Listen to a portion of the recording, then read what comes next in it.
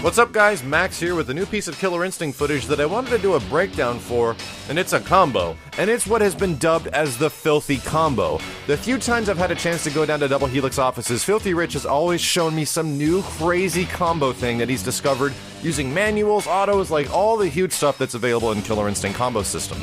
What we're gonna see now is an example of something you can do that isn't ridiculously damaging. It's like 35%, but is very hard to break, is very flashy looking, and is also one of the most difficult things I've had an opportunity to try. And this thing literally took me about 45 minutes before I got the muscle memory able to get it down about 95 to 99% complete, and I never actually finished it. So let's watch the unedited combo right now, and then afterwards we're gonna do a quick breakdown explaining what exactly is going on and how the hell this stuff is taking place.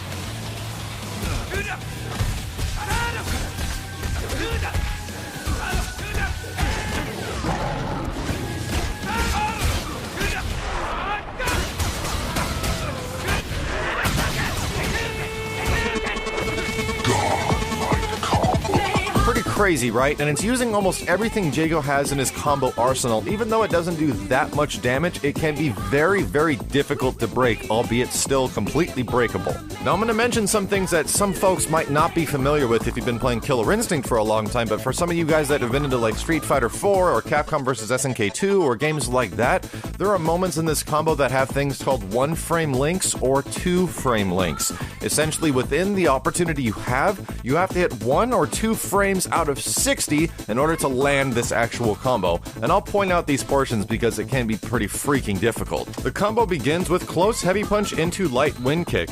After that comes forward roundhouse, which is the first manual in the combo. This manual is within a few frames and is not that difficult to pull off. After that is heavy laser sword linker, a close range manual standing forward, followed up with the heavy wind kick linker. Once again, the close range manual standing forward is just about as difficult to pull off as the roundhouse from before. But after the heavy wind kick linker is the tough part, which is a close range manual roundhouse that takes about 2-frame link timing. This means you'll have to hit this button within about 2 frames of 60. So it's pretty tough to do. After that comes the wall splat ender, which cashes out most of the damage. And even though you can't see the meter at this point because the HUD is off, their knockdown value would be very high after this ender, so Jago activates instinct mode to reset the knockdown value or the KV meter back to 0, so we can start the combo over again. Jago immediately does cross-up medium kick with light laser sword linker, then into heavy laser sword launcher ender. This part leaves them in a juggle state where you can actually get additional damage, and your opponent will be unable to break special moves if they're being juggled with them. So Jago then goes into light wind kick to hit the first juggle, and then cancels it into shadow laser sword for an additional follow-up. After that, another light wind kick canceled into shadow fireball, and then finish the whole thing off with a dash forward light Tiger Fury into a heavy Tiger Fury. Many of the individual special moves timing during the juggle process of this combo are extremely tight and might even be considered 1-frame links.